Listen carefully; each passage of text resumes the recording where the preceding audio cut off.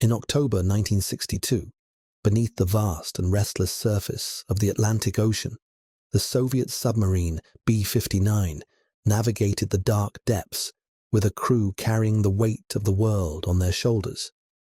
The vessel, a Foxtrot-class diesel-electric submarine, was part of a secret flotilla deployed during the Cuban Missile Crisis, an intense 13-day standoff that brought the United States and the Soviet Union perilously close to nuclear war.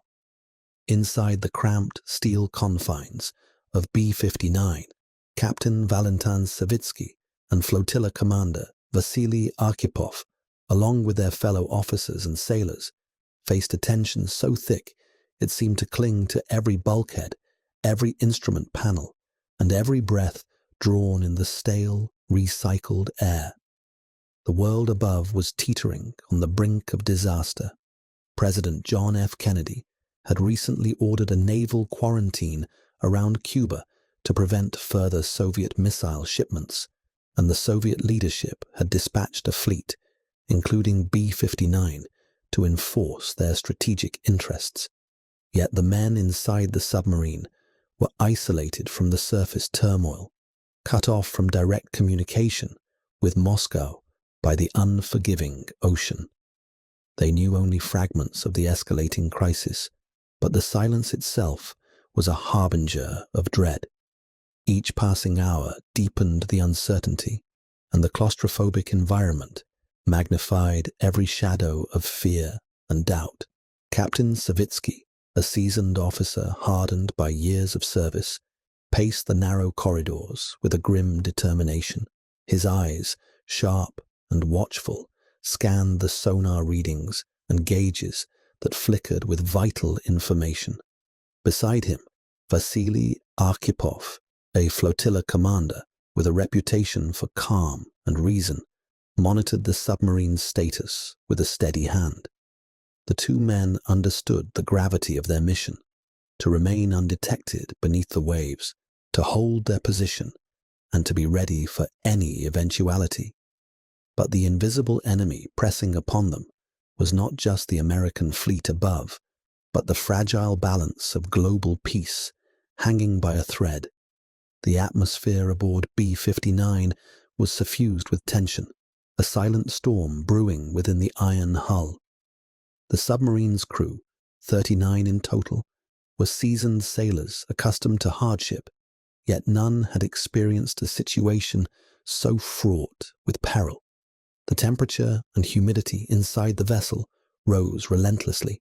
The air thickened with carbon dioxide, and the isolation pressed heavily on their minds. The men exchanged furtive glances and hushed whispers, aware that any misstep in this delicate dance could have catastrophic consequences. The threat of nuclear conflict was no longer a distant possibility.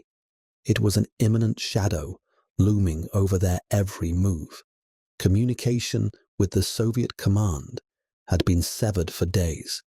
The radio silence was a necessary precaution to avoid detection, but it also bred anxiety and speculation.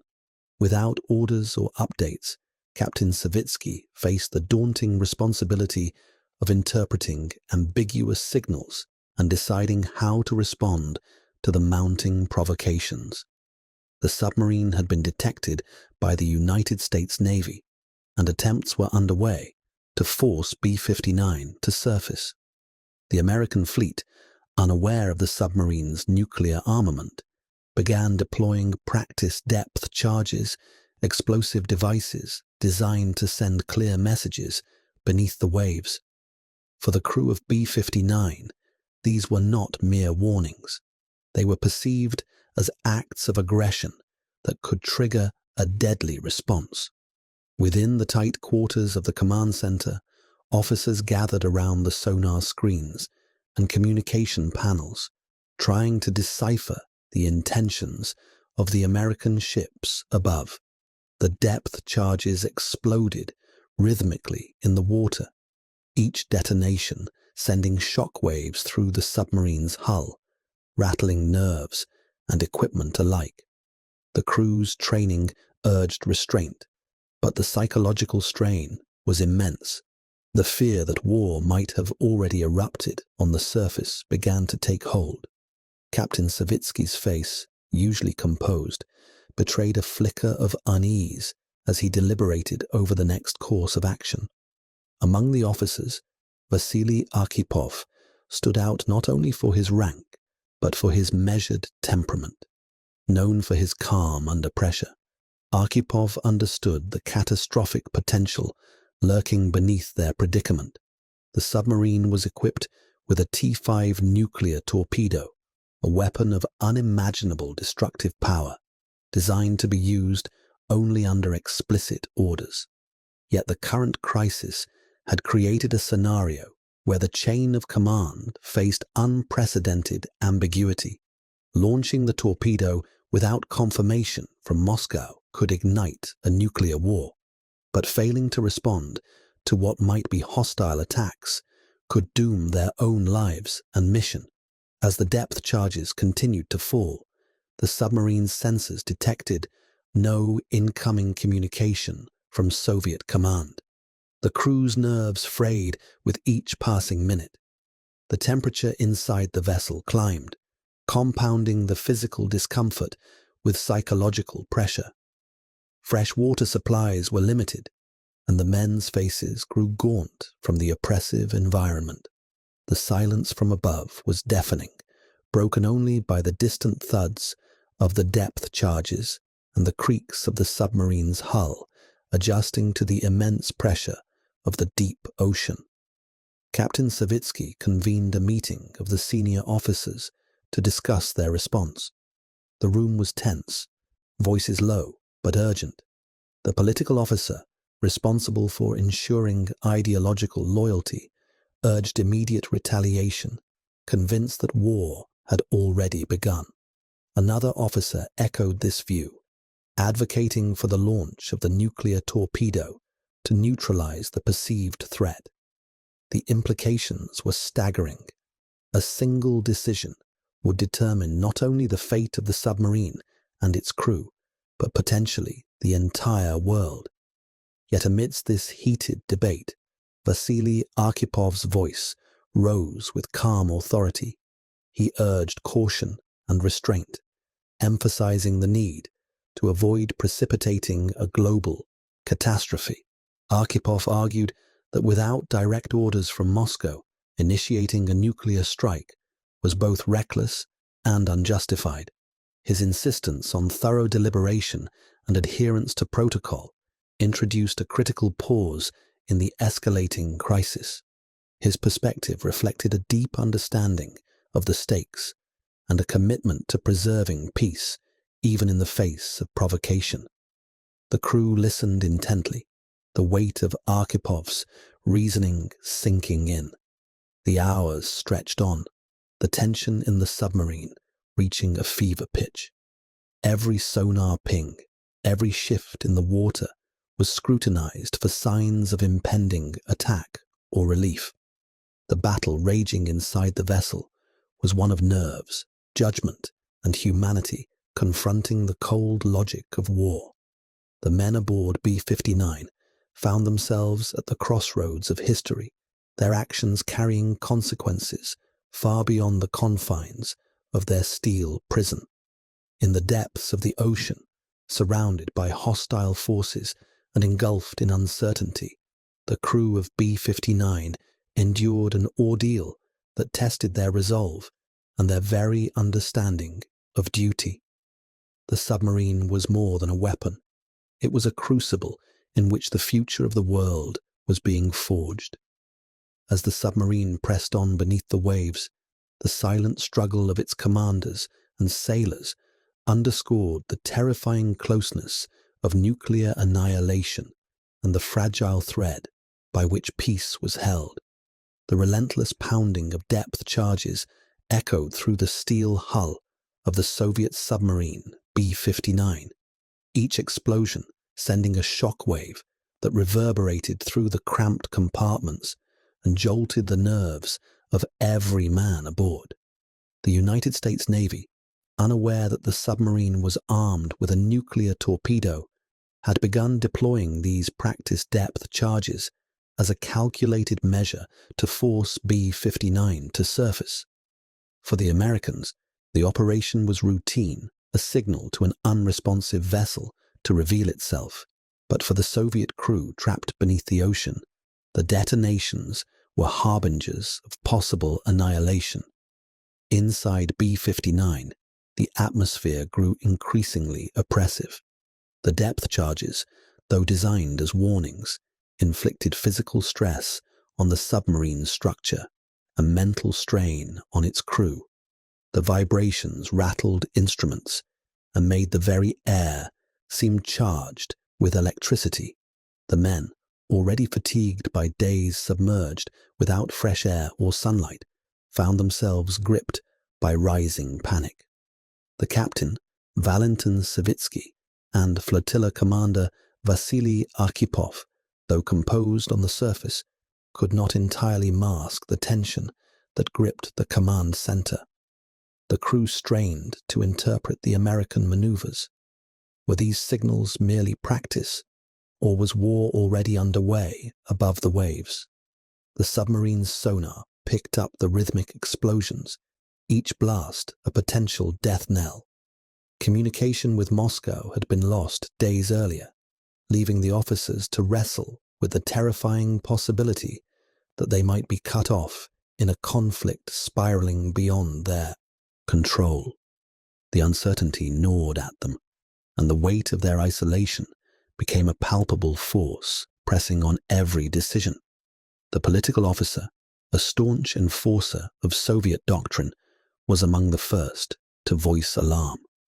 He warned that the depth charges could signify active hostility and that the submarine's nuclear torpedo might be the only means to ensure survival. The submarine carried the T-5 nuclear torpedo, a weapon of devastating power capable of leveling entire fleets. It was a grim reminder that beneath the ocean's calm surface, the capacity for destruction was immense. Yet the use of such a weapon, without explicit orders, could ignite a global conflict of unprecedented scale. Captain Savitsky faced an agonizing dilemma. The depth charges were becoming more frequent and closer, and the crew's morale was fraying. The submarine's internal conditions deteriorated. Temperature and humidity levels rose sharply. Fresh water was scarce, and the recycled air grew stale. The claustrophobic quarters amplified the sense of suffocation, both physical and psychological. The men's faces showed the strain, tight jaws, furrowed brows, and restless eyes that darted between instrument panels and the sealed hatchways.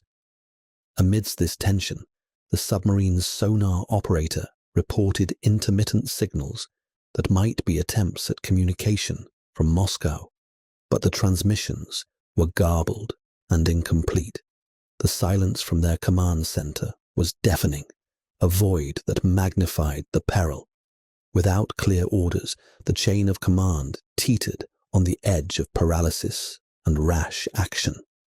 The crew's training emphasized discipline and adherence to protocol, but the unprecedented circumstances tested those principles to their limits. The depth charges continued their relentless drumbeat, each explosion raising the stakes. The submarine's hull creaked under the pressure, and some sailors reported feeling the tremors through their boots. The physical shock was matched by a growing sense of dread. The thought that the United States Navy might be attempting to destroy them, combined with the loss of communication, led some officers to suspect that war had already broken out. The possibility that they were the last line of defense for their country added a grim resolve to their deliberations.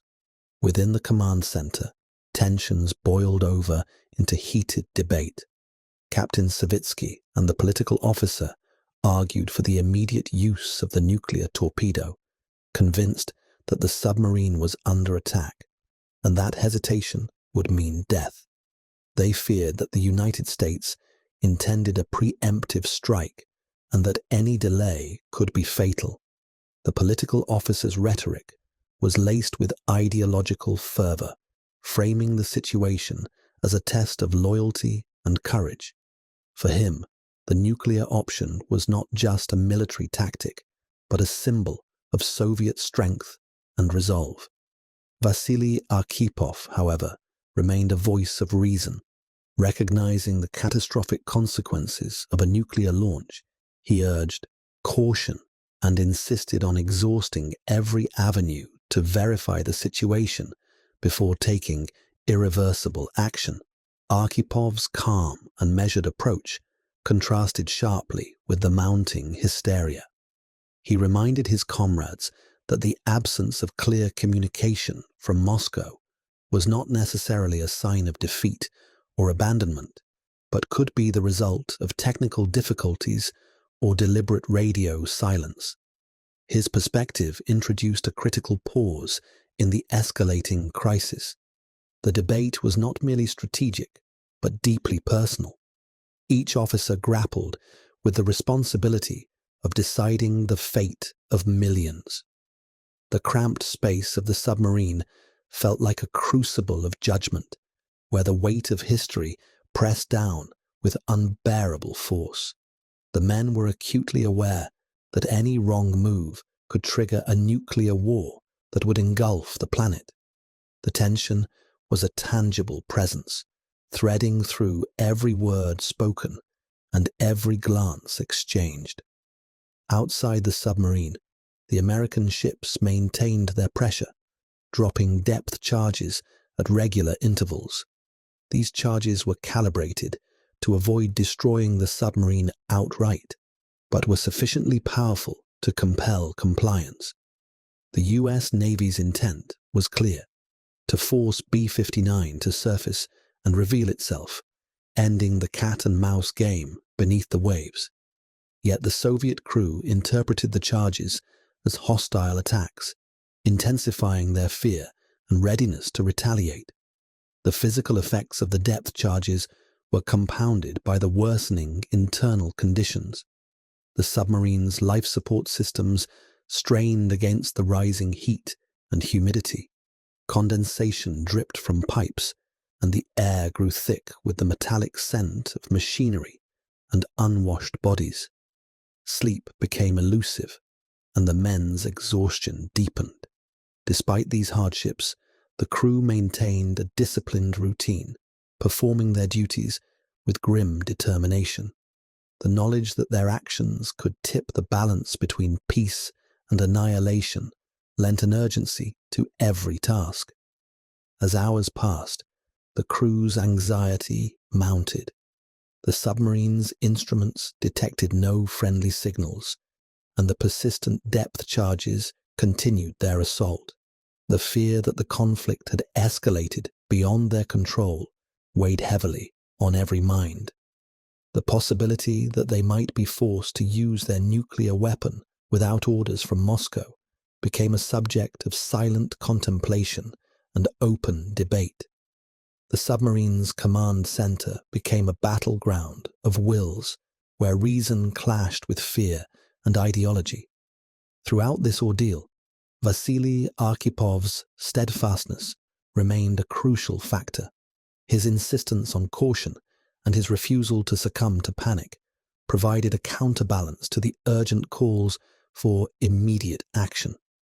Arkhipov understood that the consequences of launching the nuclear torpedo could not be overstated. It would not only destroy the American fleet, but would almost certainly provoke a full-scale nuclear exchange. His judgment was shaped by experience, a deep sense of responsibility, and an awareness of the fragile thread on which global survival hung. The crew of B-59 found themselves trapped in a deadly limbo, caught between the aggressive maneuvers of the U.S. Navy and the silence of their own command. The submarine was a microcosm of the Cold War itself, a tense standoff where mistrust and fear threatened to unravel the fragile peace. Each depth charge was a reminder of the perilous stakes, and each debated decision carried the weight of potential apocalypse. In the cold, dark depths, with the ocean pressing in from all sides and the threat of nuclear war looming, the men of B-59 faced a moment of crisis unlike any other in history. Their response to the practice depth charges and the escalating panic would not only determine their own survival, but could decide the fate of nations and the future of the world itself. The tension inside the Soviet submarine B-59 reached a fever pitch as the debate over launching the nuclear torpedo escalated into a confrontation among the commanders. The relentless pounding of American depth charges outside had frayed nerves and clouded judgment, and within the cramped command center, voices rose and tempers flared. Captain Valentin Savitsky and the political officer, convinced that war had already broken out and that the submarine was under attack, pressed urgently for the launch of the T-5 nuclear torpedo. They saw the weapon as the only viable means to defend themselves and to strike preemptively against the perceived enemy. But standing firm against this tide of panic and ideology was flotilla commander Vasili Arkhipov, whose calm and resolute refusal to authorize the launch would prove crucial in steering the course of history away from catastrophe. The submarine, submerged deep beneath the ocean surface, was a pressure cooker of conflicting emotions and competing responsibilities. Captain Savitsky, a veteran mariner hardened by years of naval service, bore the immense burden of command. His face, usually composed, was now etched with worry and determination. He faced a dire choice: to risk annihilation by launching a nuclear weapon without explicit orders, or to gamble on restraint in the hope that communication with Moscow would be restored. The political officer echoed his urgency, framing the situation as a moral imperative to defend the Soviet Union at all costs. Their stance reflected the harsh realities of Cold War doctrine, where ideological loyalty demanded unwavering readiness to use force. The submarine's interior was suffused with an oppressive heat and rising humidity, the air heavy with the metallic tang of machinery and the difficult breaths of the crew. The physical discomfort compounded the psychological strain, sharpening tempers and fraying nerves. The men, confined within the narrow steel walls, listened tensely as the commanders debated the submarine's fate. The stakes could not have been higher. A single nuclear torpedo, if launched, would unleash devastation on the American fleet above, almost certainly triggering a full-scale nuclear exchange between the superpowers. Arkhipov, whose reputation for calm judgment was well earned, recognized the gravity of the moment with a clarity that seemed to cut through the fog of fear and suspicion. Unlike his colleagues, he weighed the consequences beyond the immediate threat. He understood that a nuclear strike without orders could ignite a war that would consume millions and possibly end civilization as they knew it. His years of experience and steady temperament enabled him to perceive the crisis not as a moment for rash action, but as one demanding restraint and measured deliberation.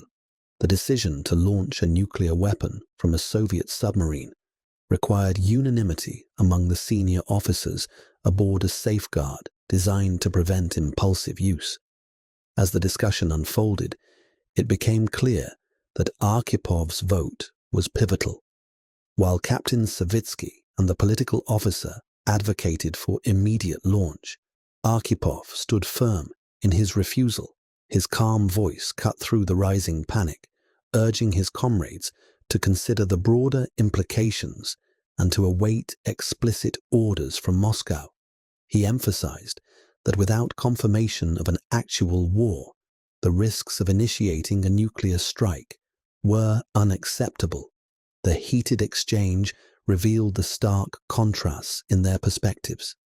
Savitsky and the political officer were driven by a combination of fear, duty, and ideological conviction, convinced that the submarine was under attack and that delay equaled death. Arkhipov, by contrast, embodied prudence and a profound sense of responsibility. His stance was not one of weakness, but of strength, a refusal to allow fear to dictate the fate of billions. His insistence on restraint demonstrated a deep understanding of the catastrophic consequences that any miscalculation could unleash. The crew, though largely silent during the debate, were acutely aware of the moment's significance. The very air seemed charged with tension, every breath weighted by the knowledge that their lives and the fate of the world hung in the balance. The submarine's instruments, flickering with sonar readings and system statuses, became silent witnesses to the fragile decision-making process unfolding within the vessel's confines. The creaks and groans of the submarine's hull under pressure echoed the inner turmoil of the men aboard. Arkhipov's intervention was not simply a matter of personal conviction, but a critical act of leadership and moral courage. In a situation where panic threatened to override protocol, his steady hand provided a vital check against disaster. He reminded his comrades that the absence of communication from Moscow was not definitive proof that war had commenced. He advocated for surfacing the submarine to re-establish contact and to seek clear directives before taking irreversible action. His approach underscored the importance of discipline and adherence to command structures, even under extreme duress. The political officer bristled at Arkhipov's caution, accusing him of hesitancy and lack of resolve. The ideological fervor that had gripped the Soviet armed forces during the Cold War fueled a belief that decisive action was necessary to demonstrate strength. Yet Arkhipov's calmness was grounded in a sober appreciation of the stakes. His refusal to authorize the launch was a deliberate act to prevent an escalation that could engulf the entire world in nuclear fire. As the debate raged, the physical conditions aboard B-59 continued to deteriorate. The submarine's temperature climbed to oppressive levels, and the men's faces glistened with sweat. The recycled air grew thick, and the silence from Moscow deepened the sense of isolation. The pounding of depth charges outside persisted, a grim reminder of the hostile environment surrounding them. The crew's exhaustion was palpable, yet the officers remained locked in their critical deliberations. Captain Savitsky, burdened by the weight of command, wrestled with the competing demands of duty and survival. His desire to protect his crew and fulfill his mission conflicted with the potentially apocalyptic consequences of his decisions. The political officer's insistence on launching the nuclear torpedo reflected the broader Cold War mentality, where ideological imperatives often overrode cautious restraint. Yet it was Arkhipov's voice of reason that ultimately tempered these impulses. The dynamic between the three men encapsulated the perilous nature of nuclear brinkmanship. The decision to launch or withhold the nuclear weapon was not simply a military judgment, but a profound moral choice. Arkhipov's refusal to consent prevented the activation of a weapon that could have unleashed destruction on an unimaginable scale. His role highlighted how individual agency and courage could alter the course of history, even within rigid military hierarchies and ideological conflicts. As the hours stretched on, the commanders reached a delicate impasse. Arkhipov's steadfast opposition to launching the nuclear torpedo forced a reconsideration of their options. The realization grew that surfacing the submarine to re-establish communication was the prudent path forward. This decision required overcoming not only the physical dangers of surfacing in hostile waters, but also the psychological barriers of uncertainty and fear. Within the submarine's tight quarters, the tension gradually shifted from confrontation to cautious hope. The crew sensed a turning point, a moment where rationality began to regain control over panic. Archipov's intervention had bought precious time that could allow for de-escalation and the prevention of a nuclear catastrophe. His calm leadership amidst chaos demonstrated the profound impact that a single individual's judgment could have in moments of historic crisis. Beneath the surface, in the claustrophobic confines of B-59, the fate of the world hung precariously. The submarine's commanders wrestled with the most consequential decision imaginable, their deliberations echoing the broader struggle between fear and reason that defined the Cold War. Vasili Arkhipov's refusal to authorize the nuclear launch was a beacon of restraint and humanity, a choice that would prove pivotal in steering the world away from the brink of annihilation. After hours of intense deliberation beneath the crushing weight of the ocean, the Soviet submarine B-59 finally surfaced, breaking through the dark, turbulent waters into the muted light of a late October day in 1962. The decision to surface was neither simple nor without peril. It meant exposing the submarine to detection by the United States Navy and confronting the hostile fleet that had been pressing them with depth charges. Yet, for Captain Valentin Savitsky, flotilla commander Vasili Arkhipov, and their beleaguered crew, surfacing offered a crucial lifeline, a chance to re-establish contact with Moscow, receive orders, and most importantly, to stand down from the brink of catastrophic escalation. The moment the submarine's hull pierced the ocean's surface, a wave of relief mingled with apprehension swept through the crew. The oppressive heat and stale air that had suffocated them in the depths began to dissipate as fresh sea breeze swept through the open hatches. The men emerged from the constricted corridors, faces drawn and eyes weary, but brightened by the sight of open sky. For days, they had been confined in a steel coffin under immense pressure, both physical and psychological. Now, the horizon promised a chance to breathe freely, not just air, but hope. On the bridge, Captain Savitsky and Vasili Arkhipov stood side by side, scanning the surrounding waters. The American fleet loomed nearby, a formidable assembly of destroyers and aircraft carriers, enforcing the naval quarantine around Cuba. The tension was palpable. Any misstep could reignite the crisis. Yet, the visible presence of the enemy also served as a stark reminder of the stakes involved, a reminder that their actions beneath the waves had carried consequences far beyond the submarine's hull.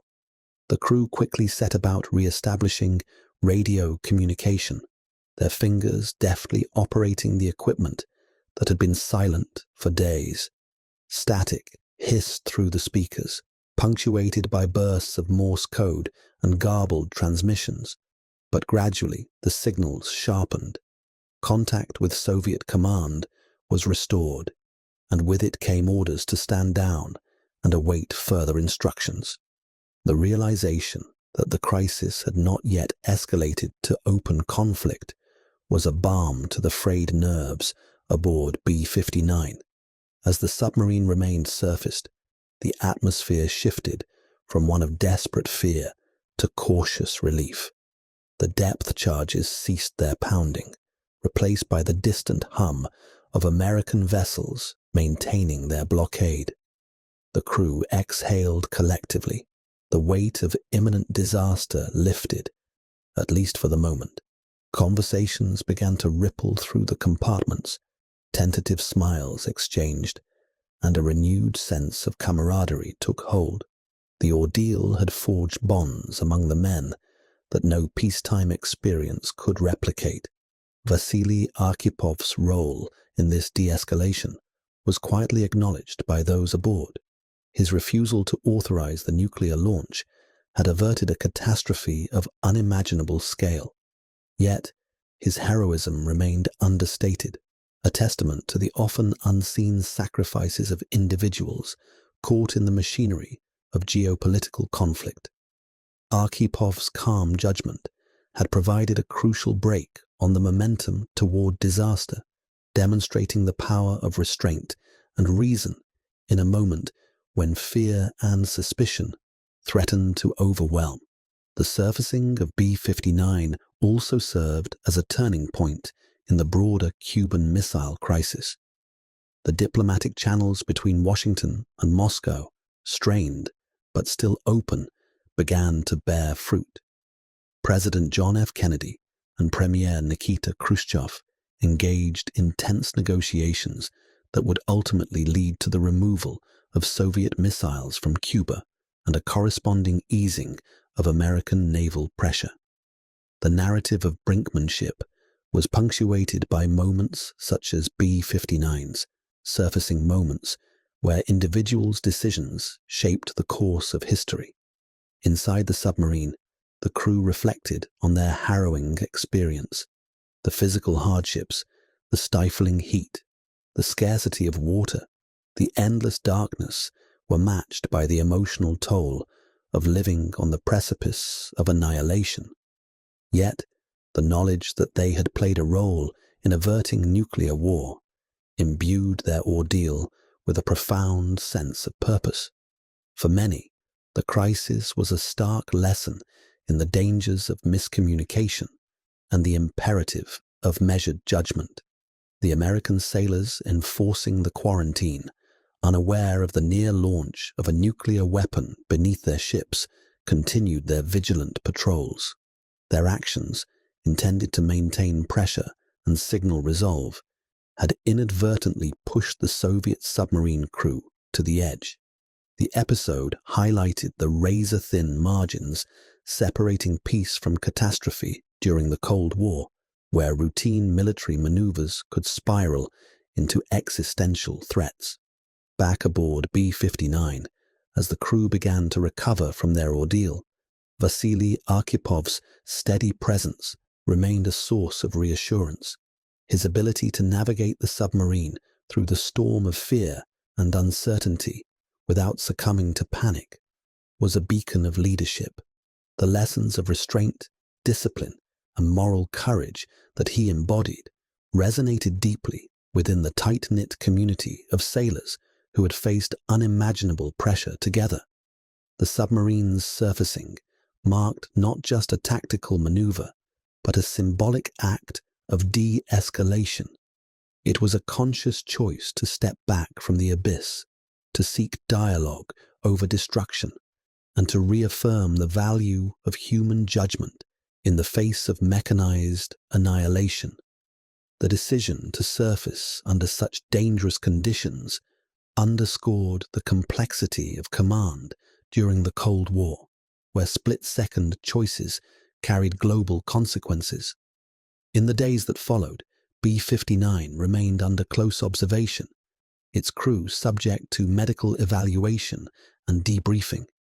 The broader crisis moved toward a fragile resolution, with both superpowers recognizing the peril inherent in their confrontation. The experiences aboard B-59 became part of a larger narrative that shaped subsequent arms control agreements and confidence-building measures designed to prevent future near misses. Through it all, the story of the submarine and its commanders remained largely hidden from public view. The Cold War's secret history was often written in the quiet acts of courage and restraint that unfolded far from the spotlight. Vasili Arkhipov's refusal to launch a nuclear weapon, his insistence on surfacing and re-establishing communication, was one such act, an unheralded but pivotal moment that underscored the human dimension of a conflict too often defined by ideology and weaponry. As the ocean settled once more around B-59, the crew prepared for the uncertain days ahead. The crisis was not yet fully resolved, and the shadow of nuclear war lingered. Yet, the submarine's surfacing had opened a path away from destruction, a testament to the power of reason amid chaos. The men aboard B-59 carried with them the knowledge that their choices had made a difference, that in the darkest depths, humanity had prevailed over fear. In the decades following the Cuban Missile Crisis, the story of Vasili Arkhipov emerged from the shadows of secrecy to become a profound testament to the power of individual restraint in the face of overwhelming pressure. Though his refusal to authorize the nuclear launch aboard submarine B-59 likely prevented a global catastrophe, Arkhipov's heroism remained largely unrecognized for many years, buried beneath layers of Cold War secrecy and the vast machinery of state narratives. Yet as historians and the public came to understand the events beneath the waves, in October 1962, Arkhipov's decision gained the recognition it deserved as a pivotal moment when personal judgment and courage altered the course of history. The Cuban Missile Crisis itself stands as one of the most perilous moments of the 20th century, a 13-day standoff during which the threat of nuclear war loomed closer than ever before or since. The world balanced on a knife's edge, the two superpowers armed with weapons capable of annihilating millions multiple times over. In this fraught context, the actions of individuals, often operating far from the public eye, were as consequential as the strategic decisions made in presidential offices and military headquarters. Arkhipov's refusal to consent to the firing of the nuclear torpedo aboard B-59 was not merely an act of defiance, but a calculated and deeply moral choice. The submarine's command structure required unanimity among its 3 senior officers to launch the weapon, a safeguard designed to prevent rash decisions in moments of crisis. While Captain Valentin Savitsky and the political officer believed that war had already begun and urged immediate retaliation, Arkhipov stood firm. His insistence on restraint and adherence to protocol preserved the possibility of peace, preventing a nuclear exchange that could have ignited an all-out global conflict. For decades, Arkhipov's role remained obscured, overshadowed by the broader narratives of Cold War diplomacy and military posturing. The Soviet Union's official accounts glossed over the near launch, and Western awareness of the incident was limited. It was only with the gradual declassification of documents and the courage of survivors that the true story unfolded. Interviews, memoirs, and investigative journalism brought to light the vital importance of his decision and the immense pressure under which he acted. Arkhipov's story underscores a critical lesson about the nature of nuclear brinkmanship, that the prevention of catastrophe often depends not on grand strategies or technological superiority, but on the judgment and humanity of individuals faced with unimaginable choices. His refusal to launch was a profound exercise of moral courage, a recognition that the use of nuclear weapons could never be justified without absolute certainty and explicit authorization. In an era when fear and ideology threatened to override reason, Arkhipov's calm intervention was a beacon of hope. The legacy of Arkhipov's heroism extends beyond the Cuban Missile Crisis. It serves as a cautionary tale about the dangers inherent in nuclear deterrence and the necessity of robust safeguards and communication channels. The incident revealed how miscommunication, mistrust, and the fog of war could push armed forces perilously close to disaster. It also highlighted the importance of individual agency within rigid command structures and the potential for a single person's actions to shape global outcomes. In the years following the crisis, Arkhipov continued his naval career, though he remained a modest figure, reluctant to seek recognition for his role. It was not until the early 2000s that his story began to receive wider attention, with documentaries, books, and articles honoring his decisive stand. He became known as the man who saved the world, a title that, while perhaps hyperbolic, captures the essence of his impact. His experience has since been studied in military academies and peace studies programs as an exemplar of leadership under pressure.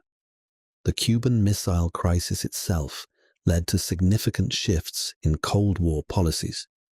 The establishment of direct communication lines between Washington and Moscow, the hotline, was one such outcome, designed to prevent misunderstandings that could escalate into nuclear war.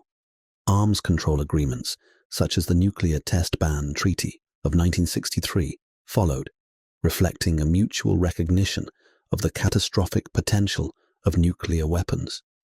Arkhipov's experience contributed indirectly to these developments by illustrating the perils of brinkmanship and the need for clear, reliable communication. Reflecting on Arkhipov's heroism invites a broader contemplation of the human dimension in the age of nuclear weapons.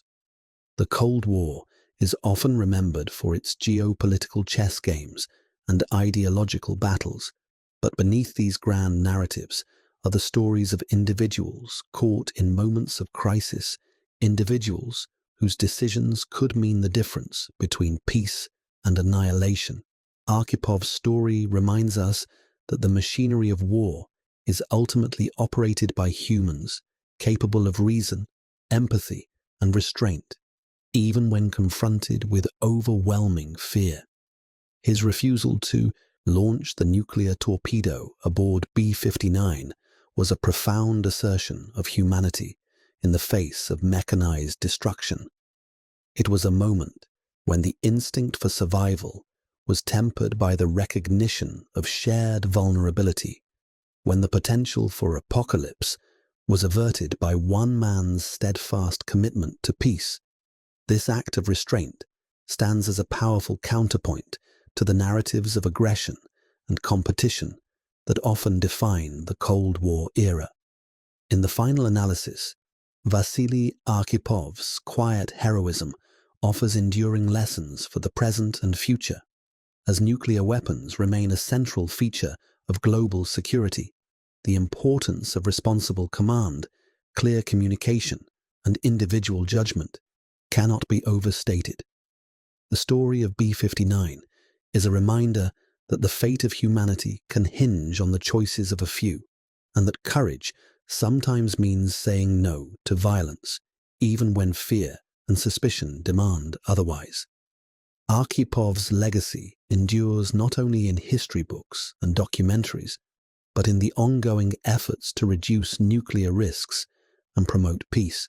His example challenges leaders and citizens alike to prioritize dialogue over confrontation, to recognize the shared humanity that transcends ideological divides, and to cultivate the moral courage needed to navigate crises with wisdom and restraint.